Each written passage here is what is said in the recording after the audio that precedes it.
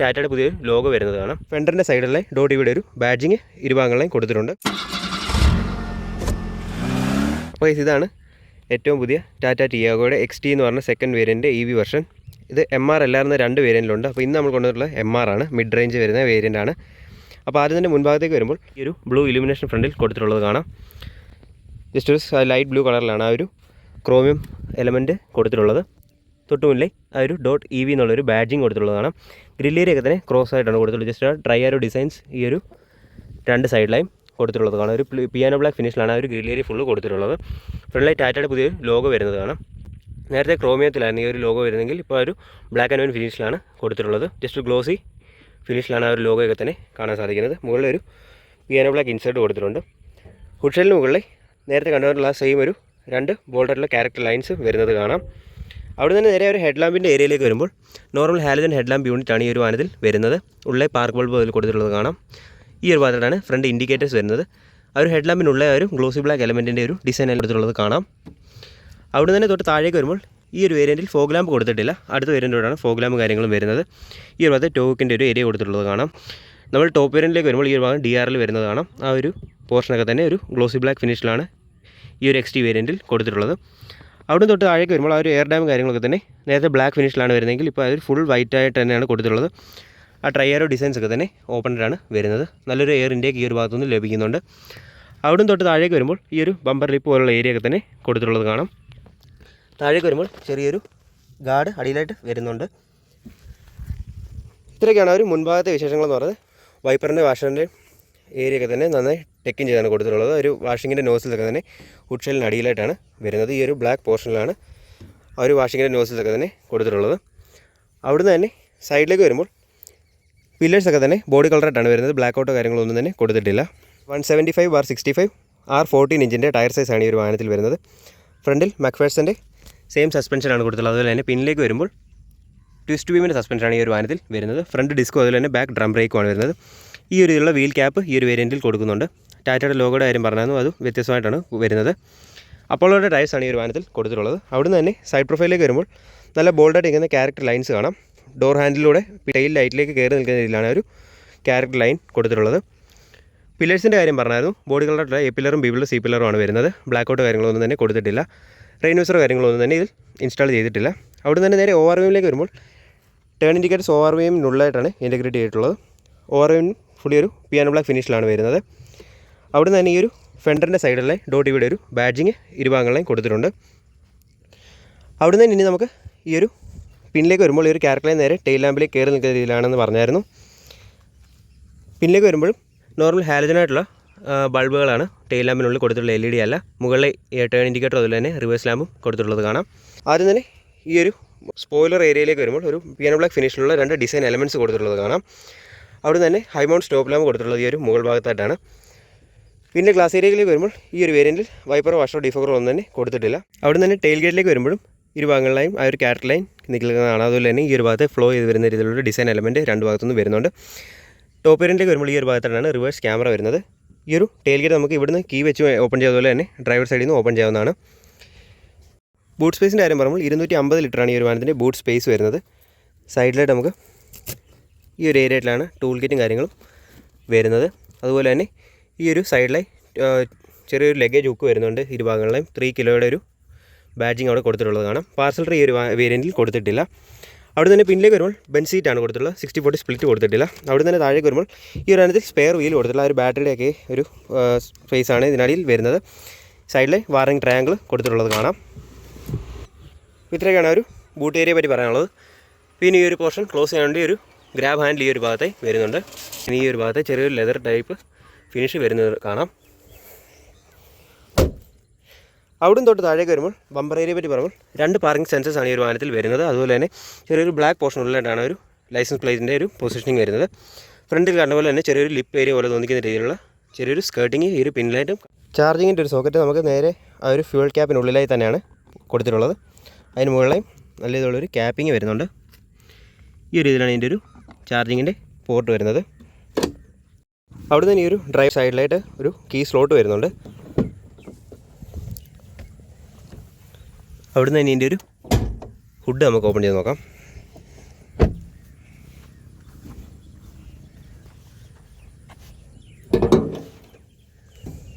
Insulation കാര്യങ്ങളൊന്നും തന്നെ ഈ ഒരു വാഹനത്തിന് ആവശ്യമില്ല. അതുകൊണ്ട് തന്നെ ഇൻസുലേഷൻ കാര്യങ്ങളൊന്നും തന്നെ കൊടുത്തിട്ടില്ല. അവിടുന്ന് തന്നെ ഈ ഒരു ബാറ്ററി ഏരിയയൊക്കെ ഈ ഒരു രീതിയിലാണ് സെറ്റപ്പ് ചെയ്തിട്ടുള്ളത്. സൈഡിൽ അതിൻ്റെ ഓയിലും കാര്യങ്ങളൊക്കെ തന്നെ കൊടുത്തിട്ടുള്ളത് കാണാം. അതുപോലെ തന്നെ ഈ ഒരു ഭാഗത്താണ് അതിൻ്റെ സെൻസറിൻ്റെ ഒരു ഫ്യൂസ് ബോക്സും കാര്യങ്ങളൊക്കെ തന്നെ വരുന്നത്. ബാറ്ററി ഈ ഒരു സൈഡിലാണ് പ്ലേസ് ചെയ്തിട്ടുള്ളത്.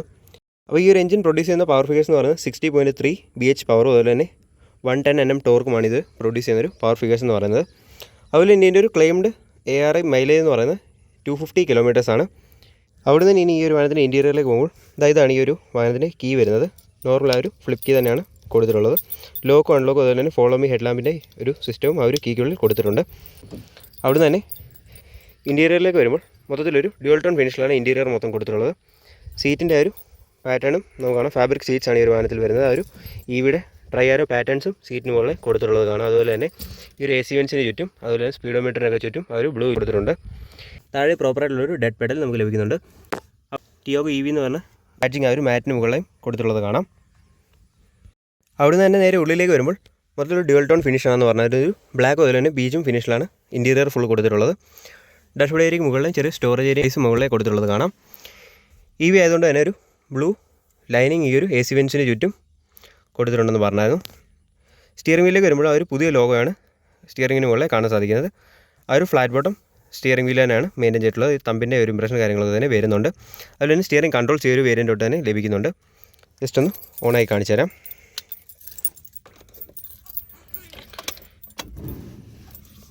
ഈ ഏരിയയിലാണ് ഇതിൻ്റെ ഒരു ഇൻസ്ട്രുമെൻ്റ് ക്ലസ്റ്റർ ഓണായി വരുന്നത്. ക്ലസ്റ്ററിനുള്ളിലേക്ക് വരുമ്പോൾ ഒരു ഡോർ ഓപ്പണിങ്ങിൻ്റെ വാർണിംഗ് ഒക്കെ തന്നെ ഏറ്റവും മുകളിൽ എഴുതി കാണിക്കുന്നതാണ്. അതിൻ്റെ താഴെ ഓഡോമീറ്ററിൻ്റെ റീഡിങ്ങും ബാറ്ററിയുടെ ചാർജിങ് കാര്യങ്ങളും അറിയാൻ സാധിക്കുന്നുണ്ട്. 100% ബാറ്ററി ഉണ്ട്. ഇപ്പം 190 km ആണ് ഇതിൻ്റെ റേഞ്ച് കാണിക്കുന്നത്.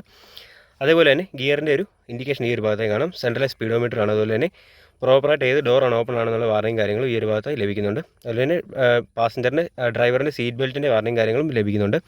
ഈ ഒരു പാസഞ്ചർ സൈഡിലേക്ക് ഇരിക്കുമ്പോഴും അതിൻ്റെ ഒരു വാർണിംഗ് പ്രോപ്പറായിട്ട് അവിടെ കാണിക്കുന്നുണ്ട്. അതുപോലെ തന്നെ ഈ ഒരു ഭാഗങ്ങളിലായിട്ടൊക്കെ തന്നെ അതിൻ്റെ വാർണിങ്സും കാര്യങ്ങളുമാണ് അറിയാൻ സാധിക്കുന്നത്. ബാറ്ററിയുടെ റേഞ്ച് ഈ ഒരു സൈഡിലേക്ക് കാണാം. അതേപോലെ തന്നെ ഡ്രൈവ് ചെയ്യുമ്പോഴുള്ള റെസ്പോൺസും കാര്യങ്ങളൊക്കെ തന്നെ ഈ ഒരു ലെഫ്റ്റ് സൈഡിലെ നമുക്ക് അറിയാൻ സാധിക്കുന്നുണ്ട്. അവിടുന്ന് തൊട്ട് താഴെ കൊണ്ടിൽ 2 നോബ് കൊടുത്തുള്ളത് കാണാം.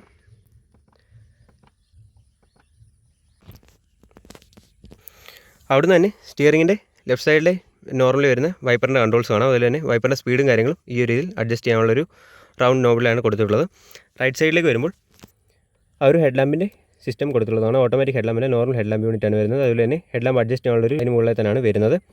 അതിനുള്ളിൽ തന്നെയാണ് ഇൻഡിക്കേറ്ററും വരുന്നതെന്ന് പറഞ്ഞാൽ. അതുപോലെ തന്നെ ഈ ഒരു ഏരിയയിലേക്ക് വരുമ്പോൾ ചെറിയൊരു സ്റ്റോറേജ് ഏരിയ വരുന്നുണ്ട്. ഡോർ പോക്കറ്റിലേക്ക് വരുമ്പോഴും 4 ഡോർ പവർ വിൻഡോ ആണ് ഈ ഒരു വാഹനം വരുന്നത്. അതുപോലെ തന്നെ ചൈൽഡ് ലോക്കിൻ്റെ ഒരു സ്വിച്ച് ഈ ഒരു ഭാഗത്തേക്ക് കൊടുത്തിട്ടുള്ളത് കാണാം. ബ്ലാക്ക് ഡോർ ഹാൻഡിൽസ് ആണ് കൊടുത്തിട്ടുള്ളത്. അതുപോലെ തന്നെ വലിയൊരു ഗ്രാബ് ഹാൻഡിൽ ഏരിയയാണ് വരുന്നത്. ഈ ഒരു ഭാഗത്തൊക്കെ തന്നെ ഒരു പ്ലാസ്റ്റിക് ഫിനിഷിലാണ് ആ ഒരു ആംറസ്റ്റിൻ്റെ ഏരിയയൊക്കെ തന്നെ കൊടുത്തിട്ടുള്ളത്. താഴേക്ക് വരുമ്പോൾ ഒരു ചെറിയ ബോട്ടിൽ ഹോൾഡർ അതുപോലെ തന്നെ മാപ്പ് പോക്കറ്റ് ഏരിയയും കൊടുത്തിട്ടുള്ളത് കാണാം. 4 ഡോർ സ്പീക്കേഴ്സ് ഈ ഒരു വാഹനത്തിൽ അവൈലബിൾ ആണ്. അവിടുന്ന് തന്നെ ഈ ഒരു APLറിൻ്റെ ഏരിയയിലായിട്ടാണ് മിറർ അഡ്ജസ്റ്റ് ചെയ്യാനുള്ളൊരു കൺട്രോൾ കൊടുത്തിട്ടുള്ളത്. മിറർ ഫോൾഡബിൾ അല്ല, ഓട്ടോമാറ്റിക് അഡ്ജസ്റ്റബിൾ ആണ്. അവിടുന്ന് തന്നെ ഈ ഒരു ഭാഗത്തായിട്ടൊക്കെ തന്നെ ടോപ്പ് വേരിയൻറ്റിൽ ട്വീറ്ററിൻ്റെ ഏരിയ ആണ് വരുന്നത്. പക്ഷേ ഇതിൽ ട്വീറ്റർ വരുന്നില്ല, 4 ഡോർ സ്പീക്കേഴ്സാണ് കൊടുത്തിട്ടുള്ളത്. മുകളിലേക്ക് വരുമ്പോൾ മാനുവൽ ഡേ നൈറ്റ് അഡ്ജസ്റ്റ്മെൻറ്റ് മിററിനുള്ളിൽ ലഭിക്കുന്നുണ്ട്. ഈ ഒരു സെൻറ്റർ പോർഷനൊക്കെ തന്നെ പ്ലെയിനായിട്ടാണ് വരുന്നത്. ഒരു സെൻട്രലായിട്ടാണ് അതിൻ്റെ ഒരു ക്യാബിൻ ലാമ്പ് വരുന്നത്. LED ക്യാബിൻ ലാമ്പാണ് ഈ ഒരു വാഹനത്തിൽ കൊടുത്തിട്ടുള്ളത്. അവിടുന്ന് തന്നെ ഡ്രൈവർ സൈഡ് മുകളിലെ ഈ ഒരു ബ്ലൂടൂത്തിൻ്റെ മൈക്കിൻ്റെ പൊസിഷനിങ് വരുന്നുണ്ട്. ഡ്രൈവർ സൈഡ് സൺവൈസറിൽ ഒരു ടിക്കറ്റ് ഹോൾഡർ വരുന്നത് കാണാം. അതുപോലെ തന്നെ കോ ഡ്രൈവർ സൈഡിലേക്ക് വരുമ്പോൾ പ്ലെയിനായിട്ടാണ് വരുന്നത്. വാനിറ്റി മിറേഴ്സ് കൊടുത്തിട്ടില്ല. അവിടുന്ന് തൊട്ട് പിന്നിലേക്ക് വരുമ്പോൾ സ്പ്രിംഗ് ലോഡറായിട്ടുള്ള ഗ്രാബ് ഹാൻഡിൽസാണ് ഈ ഒരു വാഹനത്തിൽ കൊടുത്തിട്ടുള്ളത്. സീറ്റ് ബെൽറ്റൊക്കെ തന്നെ ഫിക്സ്ഡ് ആയിട്ടാണ് വരുന്നത്. നമുക്ക് ഈ ഒരു സെൻറ്റർ കൺസോളിലേക്ക് വരുമ്പോൾ ഫുള്ളി ഒരു പിയാനോ ബ്ലാക്ക് ഫിനിഷിനുള്ളിലായിട്ടാണ് ആ ഒരു ഹാർമൻ്റെ മ്യൂസിക് സിസ്റ്റം 7 ഇഞ്ചിൻ്റെ കൊടുത്തിട്ടുള്ളത്. അതിന് മുകളിലായി ഹസാർഡ് ലാമ്പ് കാണാം AC വെൻസിൻ്റെ സെൻറ്ററിലായി. അതിന് തൊട്ട് താഴേക്ക് വരുമ്പോൾ അതിൻ്റെ ഫിസിക്കൽ കൺട്രോൾസ് സൈഡിലായി കൊടുത്തിട്ടുള്ളത് കാണാം. ഇതേ ഒരു ഭാഗത്ത് നമുക്ക് ഒരു ക്ലൈമറ്റ് കൺട്രോളിൻ്റെ കാര്യങ്ങളൊക്കെ തന്നെ അറിയാൻ സാധിക്കുന്നുണ്ട്. അവിടെ നിന്ന് നേരെ ബാക്ക് വരുമ്പോൾ നമുക്കിൽ ആൻഡ്രോയിഡ് ഓട്ടോ, ആപ്പിൾ കാർപ്ലേ തുടങ്ങിയ എല്ലാം തന്നെ കണക്ട് ചെയ്ത് നമുക്ക് യൂസ് ചെയ്യാവുന്നതാണ്. അപ്പോൾ ആ ഒരു സെൻറ്റർ കൺസോളിന് താഴേക്ക് വരുമ്പോൾ ഈ ഒരു ഭാഗത്തായിട്ട് ക്ലൈമറ്റ് കൺട്രോൾ AC വരുന്നത്. അപ്പോൾ ACയുടെ ഡിജിറ്റൽ സ്ക്രീനും കാര്യങ്ങളും ഈ ഒരു ഭാഗത്തായിട്ടല്ല വരുന്നത്. ഈ ഒരു സ്ക്രീനിനുള്ളിലായിട്ടാണ് നമുക്ക് ഫാൻ സ്പീഡ് കൂട്ടുമ്പോൾ ആ ഒരു ഏരിയ നമുക്ക് അറിയാൻ സാധിക്കും. അതുപോലെ തന്നെ ടെമ്പറേച്ചറും കാര്യങ്ങളും ഈ ഒരു ഭാഗത്താണ് അഡ്ജസ്റ്റ് ചെയ്യുന്നത്. റൈറ്റ് സൈഡിലൊരു നോബാണ്.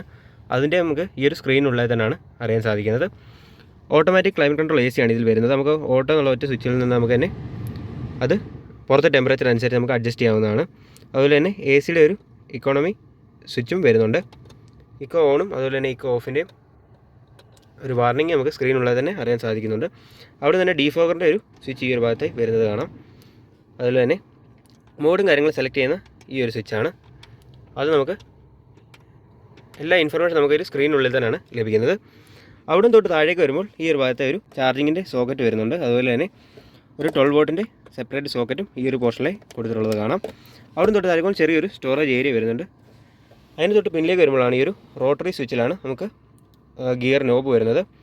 റിവേഴ്സ്, ന്യൂട്രൽ, അതുപോലെ തന്നെ ഡ്രൈവും സ്പോർട്സ് എന്നീ 4 ഇതിലാണ് നമുക്ക് ഈ ഒരു ഗിയർ നോബ് വരുന്നത്. അതും ഒരു പിയാനോ ബ്ലാക്ക് ഫിനിഷിനുള്ളിലായിട്ടാണ് പ്ലേസ് ചെയ്തിട്ടുള്ളത്. അവിടെ തൊട്ട് പിന്നിലേക്ക് വരുമ്പോൾ കപ്പ് ഹോൾഡറാണ് വരുന്നത്. 2 കപ്പ് ഹോൾഡറിനുള്ള സ്പേസ് നമുക്ക് വരുന്നത് കാണാം. അതുപോലെ തന്നെ ക്രോമിയം ടിപ്പോട് ഒരു ഹാൻഡ് ബ്രേക്ക് വരുന്നുണ്ട്. അവിടെ തന്നെ ചെറിയൊരു സ്റ്റോറേജ് ഏരിയ ഈ ഒരു പോർഷനിലും കാണാം. പിന്നെ ഒരു ബോട്ടിൽ ഹോൾഡറിനുള്ള പ്ലേസും കൊടുത്തിട്ടുണ്ട്. ഇത്രയൊക്കെയാണ് ഒരു സെൻട്രൽ കൺസോളിൽ വരുന്നത്. അതുപോലെ തന്നെ ഈ ഒരു സെൻട്രൽ ടണലിൽ സൈഡിലായി നമുക്കൊരു ലഗേജ് ഹുക്ക് ലഭിക്കുന്നുണ്ട്. ഏകദേശം 3 കിലോയുടെ ഒരു ലഗേജ് ഹുക്കാണ് ഈ ഒരു പോർഷനിലും കൊടുത്തിട്ടുള്ളത്.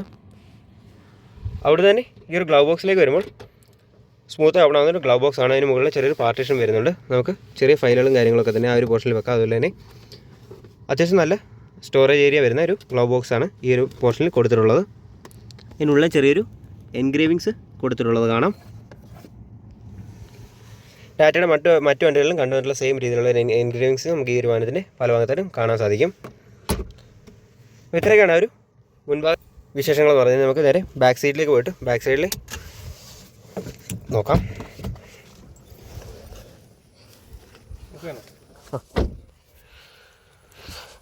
അവിടെ നേരെ ബാക്ക് സൈഡിലേക്ക് വരുമ്പോൾ അത്യാവശ്യം നല്ല വൈഡായിട്ട് ഓപ്പൺ ചെയ്യാവുന്ന ഡോറുകളാണ് ഈ ഒരു വാഹനത്തിൽ കൊടുത്തിട്ടുള്ളത്. പിന്നിലേക്ക് വരുമ്പോൾ ട്വീറ്റേഴ്സ് കൊടുത്തിട്ടില്ല. ബ്ലാക്ക് ഡോർ ഹാൻഡിലാണ് കൊടുത്തിട്ടുള്ളത്. അതുപോലെ തന്നെ ചെറിയൊരു ഗ്രാബ് ഹാൻഡിൽ ഏരിയയാണ്. പവർ വിൻഡോയുടെ സ്വിച്ചാണ്. അതുപോലെ തന്നെ മാപ്പ് പോക്കറ്റ് ഏരിയ വരുന്നുണ്ട്. ഒരു 1 ലിറ്റർ ബോട്ടിൽ ഹോൾഡറാണ് പിന്നിലേക്ക് കാണാൻ സാധിക്കുന്നത്. ഫ്രണ്ടിലായിട്ട് ഒരു 0.5 ലിറ്ററിൻ്റെ സ്പേസാണ് വരുന്നത്. റിയർ ഡോറിൽ സ്പീക്കേഴ്സ് വരുന്നുണ്ട്. അവിടെ നിന്ന് നേരെ ഉള്ളിലേക്ക് വരുമ്പോൾ ഈ ഒരു ഡ്രൈവർ കോ ഡ്രൈവർ സൈഡ് കുറച്ച് സ്കൂപ്പ് ആയിട്ടുള്ള സീറ്റുകളാണ് വരുന്നത്. അതുകൊണ്ട് തന്നെ നല്ല രീതിയിലുള്ള സ്പേസ് നമുക്ക് പിന്നിൽ ലഭിക്കുന്നുണ്ട്. പിന്നിലേക്ക് വരുമ്പോൾ ഫിക്സ്ഡ് ആയിട്ടുള്ള ഹെഡ് റെസ്റ്റ് ആണ് വരുന്നത്. അതുപോലെ തന്നെ ഐസോഫിക്സിൻ്റെ ടെതറും കാര്യങ്ങളും ഈ ഒരു ഭാഗത്തേക്ക് കൊടുത്തിട്ടുള്ളത് കാണാം. പിന്നിലെ 2 സൈഡിലും ഐസോഫിക്സിൻ്റെ ടെതർ വരുന്നുണ്ട്. അതുപോലെ തന്നെ നമുക്ക് ഒരു സെൻറ്ററിലിരിക്കുന്ന ആൾക്കും പ്രോപ്പറായിട്ടുള്ളൊരു സീറ്റ് ബെൽറ്റ് ഏരിയ ഈ ഒരു വാഹനത്തിൽ വരുന്നുണ്ട്. നമുക്ക് ഇപ്പോൾ പിന്നിലെയും സീറ്റ് ബെൽറ്റിൻ്റെ ഇത് കമ്പൾസറി ആണ്, അല്ലെന്നുണ്ട് ബീപ്പ് സൗണ്ട് കേട്ടുകൊണ്ടിരിക്കും. അതുകൊണ്ട് തന്നെ പിന്നിലെ പാസഞ്ചേഴ്സിനും സീറ്റ് ബെൽറ്റ് മസ്റ്റാണ്. അതുപോലെ തന്നെ പ്രോപ്പറായിട്ടുള്ള സീറ്റ് ബെൽറ്റ്സ് ഈ ഒരു വാഹനത്തിൽ കൊടുത്തിട്ടുണ്ട്. ഈ ഒരു സൈഡ് പോലെ തന്നെ പ്രോപ്പറായിട്ടുള്ളൊരു സീറ്റ് ബെൽറ്റിൻ്റെ ടെതറും കാര്യങ്ങളും പിന്നിലായിട്ടും ലഭിക്കുന്നുണ്ട്. മെയിനായിട്ടും ഈ സെൻറ്ററിലിരിക്കുന്ന ആളുടെയാണ് പറയാനുള്ളത്. ആ ഒരു ബെഞ്ച് സീറ്റിൻ്റെ മുകളിലായി തന്നെയാണ് അതിൻ്റെ ഒരു ടെതർ കൊടുത്തിട്ടുള്ളത്. പിന്നെ ലെഗ് റൂമിൻ്റെ കാര്യം പറയുമ്പോൾ നല്ല ഇതുള്ള ലെഗ് റൂമും കാര്യങ്ങളും പിന്നെ നമുക്ക് ലഭിക്കുന്നുണ്ട്. അതായത് അണ്ടർ തൈ സപ്പോർട്ടിൻ്റെ കാര്യമായാലും നല്ല ഇതുള്ള അണ്ടർ തൈ സപ്പോർട്ടും കാര്യങ്ങളൊക്കെ തന്നെ ഈ ഒരു വാഹനത്തിൽ ലഭിക്കുന്നുണ്ട്. ഹെഡ് റൂമിൻ്റെ കാര്യം അത്യാവശ്യം നല്ല രീതിയിലുള്ള ഹെഡ് റൂമും കാര്യങ്ങളും ഈ ഒരു ക്യാബിനുള്ളിൽ ലഭിക്കുന്നുണ്ട്. നമ്മൾ ഫ്രോങ്സിൻ്റെ വീഡിയോയിൽ കണ്ടായിരുന്നു, കുറച്ച് കുറവായിട്ട് തോന്നി. എന്നാൽ ഈ ഒരു വാഹനത്തിൽ അങ്ങനത്തെ പ്രശ്നങ്ങളൊന്നും തന്നെ ഇല്ല. പ്രോപ്പറായിട്ടുള്ള നല്ല രീതിയിലുള്ളൊരു സീറ്റിംഗ് കംഫർട്ടും ഈ ഒരു വാഹനത്തിൽ ലഭിക്കുന്നുണ്ട്. ഇത്രയൊക്കെയാണ് ഈ ഒരു വാഹനത്തിൻ്റെ ഇൻറ്റീരിയറിലെ വിശേഷങ്ങൾ എന്ന് പറയുന്നത്. ഇതാണ് ഫ്രണ്ട് ഡാഷ്ബോർഡിൻ്റെ ഒരു ലഭിക്കുന്നത്. ഇത്രയൊക്കെയാണ് ഈ ഒരു വാഹനത്തിൻ്റെ ഇൻറ്റീരിയറിലുള്ള വിശേഷങ്ങൾ എന്ന് പറയുന്നത്. സോ ഗൈസ്, അപ്പോൾ ഈ വണ്ടി എടുത്തുള്ള എൻ്റെ മമ്മിയുടെ കസിനാണ്, ദിനേഷ് എന്നാണ് അങ്കിളിൻ്റെ പേര്. നമുക്ക് അങ്കിളിനോട് ബാക്കി ഡീറ്റെയിൽസും കാര്യങ്ങളും ചോദിക്കാം ഈ ഒരു വണ്ടിയുടെ. എൻ്റെ പേര് ദിനേഷ് ദിവാകരൻ. ഞാൻ ഡീലാൻഡ് ഡിസൈനേഴ്സ് എന്ന് പറഞ്ഞ് പന്തളത്തൊരു കൺസ്ട്രക്ഷൻ സ്ഥാപനം നടത്തുകയാണ്. അപ്പോൾ എൻ്റെ ആവശ്യങ്ങൾക്കൊക്കെ ആയിട്ട് വളരെ പ്രയോജനപ്രദമാണ് എനിക്ക്. കൺസ്ട്രക്ഷൻ്റെ സൈറ്റ് ഞാനിപ്പോൾ കൺസ്ട്രക്ഷൻ വീടിൻ്റെ റിനോവേഷൻ വർക്കുകൾ, പ്ലാന്, എസ്റ്റിമേഷന്, പുതിയ കൺസ്ട്രക്ഷൻ, അതിൻ്റെ കീ ഹാൻഡ് ഓവറിങ് അങ്ങനെയൊക്കെ ഉള്ള ഒരു കമ്പനിയാണ്. കഴിഞ്ഞ 10 വർഷമായിട്ട് പന്തളത്ത് പ്രവർത്തിച്ചു വരുന്നത്. ഇപ്പോൾ കൺസ്ട്രക്ഷൻ സൈറ്റിൽ എപ്പോഴും എനിക്ക് ഇവിടെ നാട്ടിൽ തന്നെയുള്ള വർക്കാണ്. പന്തളം, അടൂര്, പിന്നെ കായംകുളം ആ ഏരിയയിലൊക്കെയാണ് വർക്ക് വരുന്നത്. അപ്പോൾ ആ സമയത്ത് നമ്മളിപ്പോൾ ബൈക്കിൽ ഏകദേശം 100-150 കിലോമീറ്ററോളം ദിവസവും സഞ്ചരിക്കുന്നുണ്ട്. 100 കിലോമീറ്ററെങ്കിലും ദിവസം സഞ്ചരിക്കുന്നുണ്ട്. അപ്പോൾ അത് വെച്ച് നോക്കുമ്പം ഒരു വണ്ടി എടുക്കുന്ന കാര്യം ആലോചിക്കുമ്പോൾ തൊട്ടേ പെട്രോൾ വണ്ടി എടുക്കുമ്പോൾ അതിൻ്റെ ചിലവ് കാര്യങ്ങൾ, അതിൻ്റെ പെട്രോൾ ഒരു 1000 രൂപയെങ്കിലും ഇല്ലാതെ നമുക്ക് പുറത്തോട്ട് കൊണ്ടുപോകാൻ പറ്റാത്ത ഒരു കണ്ടീഷനാണ്. അപ്പോൾ EV നേരത്തെ തൊട്ടേ ഒരു സ്വപ്നമായിരുന്നു. പല പ്രാവശ്യവും അതിൻ്റെ റിവ്യൂവും യൂട്യൂബ് വീഡിയോ ഒക്കെ കണ്ടു. ഒരു EV വണ്ടിയിലൊന്നും സഞ്ചരിച്ച് നോക്കിയിട്ട് പോലും ഇല്ല. പക്ഷേ ഒരുപാട് ആൾക്കാരുമായിട്ട് അതിനെക്കുറിച്ചൊക്കെ സംശയങ്ങളും എല്ലാം ചോദിച്ചതിന് ശേഷം ഞാനൊരു 1-2 പ്രാവശ്യം EV ബുക്ക് ചെയ്ത് ആ സമയത്തൊന്നും എൻ്റെ ഫിനാൻഷ്യൽ ഒത്തു വരാതെ ലാസ്റ്റ് 3-ാമത്തെ പ്രാവശ്യമാണ് എന്തോ ഈ കഴിഞ്ഞ ഓണത്തിൻ്റെ ഓഫറിലാണ് ഇത് എടുക്കാൻ സാധിച്ചത്. അപ്പോൾ അത് അന്നേരം കമ്പനി ഒരു 50,000 രൂപയുടെ ഒരു ഓഫർ തന്നിരുന്നു. പിന്നെ ലോണ് ബാക്കി കാര്യങ്ങളെല്ലാം പേപ്പർ വർക്കെല്ലാം റെഡിയായി വന്നപ്പം അങ്ങനെ എടുത്തു. ഇപ്പോഴും എനിക്ക് സൈറ്റിലെ ആവശ്യത്തിന് ഇപ്പം ഞാൻ ബൈക്കിൽ പോകുമ്പോൾ തന്നെ എനിക്കൊരു 5,000 രൂപയുടെ പെട്രോൾ ഏകദേശം ചിലവാകുന്നുണ്ട്. കാരണം ഒരാഴ്ച ഞാനൊരു 1,000 രൂപ 1,500 രൂപയ്ക്ക് അടുത്ത് പെട്രോൾ അടിക്കുന്നുണ്ട്. അപ്പോൾ അത് വെച്ച് നോക്കുമ്പം ബൈക്കിനെ അപേക്ഷിച്ച് നോക്കുമ്പോൾ പോലും ലാഭമാണ്. നമ്മുടെ ഞാനെൻ്റെ കറണ്ടിൻ്റെ ഇതൊക്കെ യൂണിറ്റൊക്കെ വീട്ടിൽ ചെക്ക് ചെയ്തതിനൊക്കെ നമുക്ക് അത്ര ഒന്നും വരുന്നില്ല. അപ്പം ആ പെട്രോൾ അടിക്കുന്ന ആ ഒരു എമൗണ്ട് പിന്നെ കുറച്ച് പൈസ അവിടെ ഇട്ടാൽ അതിൻ്റെ ലോൺ എമൗണ്ട് നമുക്ക് അടച്ചു പോകും. അതാണ് ഏറ്റവും കൂടുതൽ നോക്കുക. അങ്ങനെ കൂടുതൽ സജസ്റ്റ് ചെയ്തതിന് ശേഷമാണ് ഇങ്ങനൊരു EVയിലേക്ക് ടാറ്റ ടിയാഗോയുടെ മിഡ് റേഞ്ചാണ്. മിഡ് റേഞ്ചിൻ്റെ തൊട്ട് മുകളിലുള്ള XT-MR എന്ന് പറഞ്ഞൊരു ഇതാണ് ഞാൻ എടുത്തേക്കുന്നത്. അപ്പോൾ ഇതിനകത്തെന്ന് പറഞ്ഞു കഴിഞ്ഞാൽ ലോങ് റേഞ്ച് അല്ല, മിഡ് റേഞ്ച് ആകുമ്പം 250 കിലോമീറ്ററാണ് കമ്പനി പറയുന്നത്. അപ്പോൾ എന്നോട് പറയുന്നതനുസരിച്ച് അവർ ആദ്യം എന്നോട് പറയും 160 കിലോമീറ്ററിനടുത്ത് കിട്ടുമെന്നാണ് പറഞ്ഞത്. പക്ഷേ ഞാൻ ഉപയോഗിച്ചതിന് ശേഷം എനിക്ക് 190-200 കിലോമീറ്ററിനടുത്തൊക്കെ മൈലേജ് കിട്ടുന്നുണ്ട്. അതുപോലെ 8 വർഷത്തെ റീപ്ലേസ്മെൻറ്റ് വാറണ്ടി കമ്പനി ബാറ്ററിക്ക് പറഞ്ഞിട്ടുണ്ട്. പിന്നെ ഇത് 3 സർവീസ്, ഒന്ന് 2,000 കിലോമീറ്റർ ഫസ്റ്റ് സർവീസ് കഴിഞ്ഞു. ഫസ്റ്റ് സർവീസ് ചെയ്തപ്പോൾ എനിക്ക് വേറെ ഒന്നും ചിലവായില്ല. ഒരു ഓയിലിന് മാത്രം 80 രൂപയുടെ ഒരു ബില്ല് മാത്രം വന്നതേ ഉള്ളൂ. ബാക്കി ഇനി second service 7,000 kilometre, third service 15,000 kilometre. അത് കമ്പനി ഫ്രീ ആയിട്ടാണ് ചെയ്യുന്നത്. എല്ലാ കാര്യങ്ങളും സർവീസൊക്കെ വളരെ പക്കയാണ്. അവരൊക്കെ കൃത്യമായി നമ്മൾ വിളിച്ചു കഴിഞ്ഞാൽ എല്ലാം ആൻസർ ചെയ്യാൻ എപ്പോഴും ആളുണ്ട്. അതൊക്കെ വളരെ പക്കയാണ്. ലെക്സൺ മോട്ടോഴ്സിൽ നിന്നാണ് എടുത്തത്, അടൂർ. ഇത് ഓട്ടോമാറ്റിക് ആണെന്ന് നമ്മൾ വാങ്ങിച്ചപ്പോഴാണ് അറിഞ്ഞത് തന്നെ. കാരണം ഓട്ടോമാറ്റിക് ഞാൻ ഉപയോഗിച്ചിട്ടില്ല, ആദ്യമായിട്ടായിരുന്നു. അതൊരു പ്രത്യേക ഒരു എക്സ്പീരിയൻസ് ആണ്. ഇതിന് ന്യൂട്രൽ ഡ്രൈവ് മോഡിലേക്ക് ചേഞ്ച് ചെയ്ത് നമ്മൾ ഡ്രൈവ് ചെയ്താൽ മതി. Sports mode, reverse. Sports mode നല്ല പുള്ളിങ് ആണ്. അതുപോലെ പെട്രോൾ വണ്ടിയുടെ ആ ഒരു ഓവർടേക്കിംഗ് ഒക്കെ വളരെ എളുപ്പമാണ്. വളരെ ഈസി ആയിട്ട് നമുക്ക് ഓവർടേക്ക് ചെയ്ത്. പിന്നെ ഇതിൻ്റെ മറ്റൊരു ഗുണമെന്ന് പറഞ്ഞു കഴിഞ്ഞാൽ നമ്മൾ ഇറക്കമൊക്കെ ഹൈ റേഞ്ച് മേഖലയിലൊക്കെ പോകുമ്പോൾ നമുക്ക് ഇതിൻ്റെ റീജനറേറ്റ് ചെയ്ത് കറണ്ട് വീണ്ടും ഇതിലേക്ക് ചാർജിങ് കയറും. അപ്പോൾ അതിൻ്റെ റീജനറേറ്റിംഗ് മൂഡാണിത്. ഇതിനകത്ത് ഇവിടെ കാണാൻ സാധിക്കും ഡിസ്പ്ലേയിൽ റീജനറേറ്റിംഗ് 2-3. അപ്പോൾ വലിയ ഇറക്കമൊക്കെ ഇറങ്ങുമ്പോൾ നമുക്ക് ബ്രേക്കിൻ്റെ ഒന്നും ഉപയോഗമില്ലാതെ തന്നെ അത് കറണ്ട് റീജനറേറ്റ് ചെയ്ത് ഇതിലേക്ക് കയറും. അപ്പോൾ ഇതിൻ്റെ ഒരു പ്രത്യേകതയാണ്. ബ്രേക്കിംഗ് സിസ്റ്റം അങ്ങനെ എപ്പോഴും നമുക്ക് അപ്ലൈ ചെയ്യേണ്ട കാര്യമില്ല. പിന്നെ ഇതിനകത്ത് നമ്മൾ ചാർജിങ് ചെയ്തിട്ട് പ്ലഗ് എടുക്കുന്നതിന് മുമ്പ് നമ്മളിത് അൺലോക്ക് ചെയ്യാൻ വേണ്ടിയാണിത്, ഈ സ്വിച്ച്. നല്ല AC സിസ്റ്റമൊക്കെ വളരെ മികച്ച കൂളിംഗ് ഒക്കെയാണ്. പിന്നെ ഇതിൻ്റെ ഹർമൻ്റെ സ്പീക്കർ, സൗണ്ട് സിസ്റ്റമൊക്കെ നല്ല പാട്ടൊക്കെ കേൾക്കാൻ നല്ല രസമാണ്.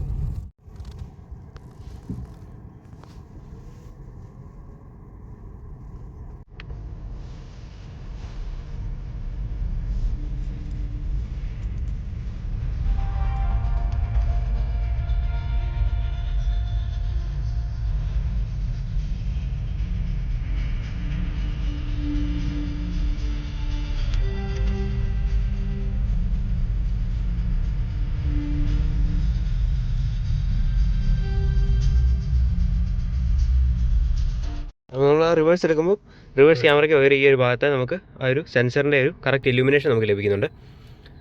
അതായത് നമുക്ക് എന്തെങ്കിലും ഒബ്ജക്ട്സ് നമ്മുടെ നിയർ ബൈ വരുമ്പോൾ ഈ ഒരു സ്ക്രീനിൽ നമുക്ക് കറക്റ്റായിട്ട് അറിയാൻ സാധിക്കുന്നുണ്ട്. 2 പാർക്കിംഗ് സെൻസേഴ്സാണ് ഈ ഒരു വാഹനത്തിൽ വരുന്നതെന്ന് പറഞ്ഞായിരുന്നു. അവിടെ നിന്ന് നേരെ ഡ്രൈവ് മോഡ് ഇടുമ്പോൾ ആ ഒരു സ്പീഡോമീറ്ററിനുള്ളിൽ നമുക്ക് അറിയാൻ സാധിക്കുന്നുണ്ട് ഏത് ഗിയറിലാണ് ഇപ്പം വണ്ടി ഓടുന്നതെന്ന്. അപ്പോൾ നമുക്ക് ഈ ഒരു വാഹനത്തിൻ്റെ എക്സ്പെൻസിനെ കുറിച്ച് ജസ്റ്റ് ഒന്ന് ചോദിച്ചു നോക്കാം. എക്സ്പെൻസ് നമുക്ക് നോക്കുമ്പോൾ 1 കിലോമീറ്ററിന് നമുക്ക് 1 രൂപ പോലും വരുന്നില്ല. പലപ്പോഴും ഞാൻ യൂണിറ്റ് ചെക്ക് ചെയ്ത് നോക്കുമ്പോൾ നമുക്ക് 50 പൈസ 60 പൈസ ആ ഒരു റേഞ്ചിനകത്തൊക്കെ വരുന്നുള്ളൂ. പുറത്ത് ഇതുവരെ ചാർജ് ചെയ്ത് നോക്കിയിട്ടില്ല. പുറത്ത് ഫാസ്റ്റ് ചാർജിങ്, KCBയുടെ ചാർജിങ് ഒക്കെ ഉണ്ട്. അപ്പോൾ അത് നമ്മൾ ആപ്പ് വഴി കണക്ട് ചെയ്ത് ലോങ് പോകുമ്പോൾ മാത്രം നോക്കിയാൽ മതി. അതിനും ഈ പറഞ്ഞ പോലെ 1 കിലോമീറ്ററിന് 1 രൂപ നിരക്കിലൊക്കെ നമുക്ക് വരുന്നുള്ളൂ. അപ്പോൾ അത് വെച്ച് നോക്കുമ്പോൾ പെട്രോൾ വണ്ടി അപേക്ഷിച്ച് നമുക്ക് എപ്പോഴും ഈ വണ്ടി എല്ലാ ആവശ്യത്തിനും കൊണ്ടുപോകാനൊക്കെ നല്ല സൗകര്യമായിരിക്കും. അപ്പോൾ എടുത്തത് വെച്ച് ഇപ്പോൾ ഇതുവരെ എവിടെയെങ്കിലും ലോങ് പോയിട്ടുണ്ടോ? എടുത്തതുവരെ ലോങ് ഒന്നും പോയിട്ടില്ല. ദിവസം പത്തനംതിട്ട ഇവിടുന്ന് ആ ഒരു വീട്ടിലെത്താവുന്ന ഒരു കിലോമീറ്റർ റേഞ്ചിനകത്തൊക്കെ ഉള്ളൂ. എത്ര ആയാലും ഒരു 20-30% നമ്മൾ ബാറ്ററി ബാക്കപ്പ് വെച്ചുകൊണ്ട് വീട്ടിലെത്തുന്നു. ഫുൾ ചാർജിനൊക്കെ എത്ര ടൈം എടുക്കുന്നുണ്ട്? ഫുൾ ചാർജ് 8 മണിക്കൂറാണ് കമ്പനി പറയുന്നത്. നമുക്കിപ്പോൾ ഫുൾ 0 എന്ന് ചാർജ് ചെയ്യത്തില്ലല്ലോ, മിക്കപ്പോഴും 50% ആയിരിക്കും. അപ്പോൾ ഒരു 50% ചാർജ് ചെയ്യാൻ നമുക്ക് 4 മണിക്കൂർ മതി. മിക്കപ്പോഴും വീട്ടിൽ വന്നിട്ട് നമുക്കൊരു 10 മണിക്ക്, രാത്രി ഒരു 10 മണിക്ക് കുത്തിയിട്ട് കഴിഞ്ഞാൽ രാവിലെ 6 മണിക്ക് എടുക്കാം. ഒരു 5-6 മണിക്കൂർ കൊണ്ടൊക്കെ ബാക്കി ചാർജിങ് കൃത്യമായിട്ട് കിട്ടും. നമുക്ക് 4-5 മണിക്കൂറൊക്കെ ചാർജിങ് മതി. മിക്കപ്പോഴും 50% ആവാൻ ഒരു 4 മണിക്കൂർ ചാർജിങ് മതി. ഒരു നെഗറ്റീവ് റിവ്യൂ പറയുന്നത് എന്താണെന്ന് വെച്ച് കഴിഞ്ഞാൽ, 2 ലക്ഷം രൂപയുടെ കുറഞ്ഞിരുന്നു കഴിഞ്ഞാൽ പെട്രോളിൻ്റെ നല്ല വണ്ടി എടുത്തുകൂടെ എന്നുള്ള പലരും ചോദിക്കാറുണ്ട്. അപ്പോൾ അവരോട് നമുക്ക് പറയാനുള്ളതെന്ന് പറഞ്ഞു കഴിഞ്ഞാൽ, നമ്മളൊരു 10 ലക്ഷം രൂപയുടെ ഒരു പെട്രോൾ വണ്ടി എടുക്കുവാണെന്ന് കരുതി അങ്ങ് എടുത്താൽ മതി. അതിനകത്ത് ഇപ്പോൾ നമുക്ക് 9/24 ഓൺ റോഡ് ഈ വണ്ടി കിട്ടിയത്. ഇതിൻ്റെ ലോങ് റേഞ്ചിന് ഒരു 1.5 രൂപയുടെ അധികം ആകും. ലോങ് റേഞ്ച് ആകുമ്പോൾ കമ്പനി പറയുന്നത് 350 കിലോമീറ്ററാണ്. മിഡ് റേഞ്ച് ആകുമ്പോൾ ഇത് മിഡ് റേഞ്ചാണ്. മിഡ് റേഞ്ച് 250 കിലോമീറ്റർ കമ്പനി പറയുന്നത്. അപ്പോൾ എൻ്റെ ആവശ്യത്തിന് ഈ മിഡ് റേഞ്ച് മതിയായിരുന്നു, അതുകൊണ്ടാണ് ഞാനിത് എടുത്തത്. ഈ ലോങ് റേഞ്ച് പോകുന്നവർ, അവരോട് നമുക്ക് പറയാനുള്ളതെന്ന് പറഞ്ഞാൽ ഒരു ലോങ് റേഞ്ച് എടുക്കുന്നതായിരിക്കും നല്ലത്. ലോങ് ഒക്കെ ഓട്ടമുള്ളത് നമ്മുടെ ഒരു പരിധിക്കുള്ളിലുള്ള ഓട്ടത്തിന് എപ്പോഴും ഇത് തന്നെ ആയിരിക്കും നല്ലത്. പെട്രോൾ വണ്ടി എടുത്താലും അതിന് നമുക്ക് ലോൺ ഇട്ടെടുത്താലും അതിൻ്റെ EMI കാര്യങ്ങളും എല്ലാം അടച്ചു പോകണമല്ലോ. അപ്പോൾ അത് വെച്ച് നോക്കുമ്പോൾ നമുക്ക് ഇതിനും അത് EMI ഉണ്ട്. പിന്നെ പെട്രോൾ അടിക്കുന്ന പൈസ അവിടെ ചേർത്ത് അടച്ചു പോയാൽ മാത്രം മതിയല്ലോ.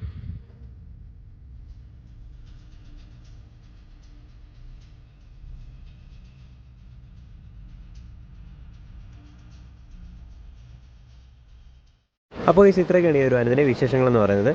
നേരത്തെ പറഞ്ഞതുപോലെ തന്നെ 9,24,000 രൂപയാണ് ഈ ഒരു വാഹനത്തിന് ഓൺ റോഡ് പ്രൈസ് വരുന്നത്. അപ്പോൾ ഈ ഒരു പ്രൈസ് റേഞ്ച് വൈസ് കമ്പയർ ചെയ്യുമ്പോൾ ഈ ഒരു വാഹനത്തിൻ്റെ മെയിൻ കോമ്പറ്റേറ്റർ വരുന്നത് MG കോമറ്റാണ്. കോമറ്റിനെ വെച്ച് നോക്കുമ്പോൾ എന്തുകൊണ്ടും കുറച്ചുകൂടെ ഫാമിലിക്ക് കൺവീനിയൻ്റ് ആയിട്ടുള്ള രീതിയിൽ ഒരു 5 ഡോർ വെർഷൻ വരുന്ന ഈ ഒരു ടിയാഗോ EV തന്നെയാണ് കുറച്ചുകൂടെ ബെറ്റർ എന്ന് പറയാം. അതേപോലെ തന്നെ ഈ ഒരു XT വേരിയൻറ്റിൽ മിഡ് റേഞ്ച് വരുന്ന വാഹനമാണെന്ന് പറഞ്ഞായിരുന്നു. 250 കിലോമീറ്റർ റേഞ്ചാണ് കമ്പനി അവകാശപ്പെടുന്നതെങ്കിൽ 190 കിലോമീറ്റർ റേഞ്ച് നമുക്ക് ഈ ഒരു വാഹനത്തിൽ ഇപ്പോൾ നിലവിൽ ലഭിക്കുന്നുണ്ട്.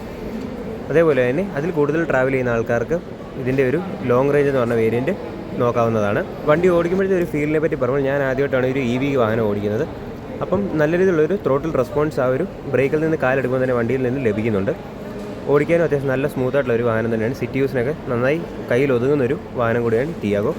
കോമ്പാക്റ്റ് ആയിട്ടുള്ളൊരു വാഹനം ആയതുകൊണ്ട് തന്നെ ഏത് വഴി കൂടെ ഉള്ള നമുക്ക് ഈ സിറ്റി യൂസിൽ ഈസി ആയിട്ട് ഡെയിലി ലൈഫിൽ കൊണ്ടു നടക്കാം. അപ്പോൾ ഇന്നത്തെ ഈ ഒരു വീഡിയോ ഇത്രയേ ഉള്ളായിരുന്നു. വീഡിയോ എല്ലാവർക്കും ഉപകാരപ്പെട്ടെന്ന് വിചാരിക്കുന്നു. വീഡിയോ ഇഷ്ടമായി ലൈക്ക് ചെയ്യുക, ഇഷ്ടമായെങ്കിൽ ഡിസ്ലൈക്ക് ചെയ്യുക. നിങ്ങളുടെ അഭിപ്രായങ്ങൾ താഴെ കമൻറ്റ് ചെയ്ത് അറിയിക്കുക. So guys, keep supporting. Thank you.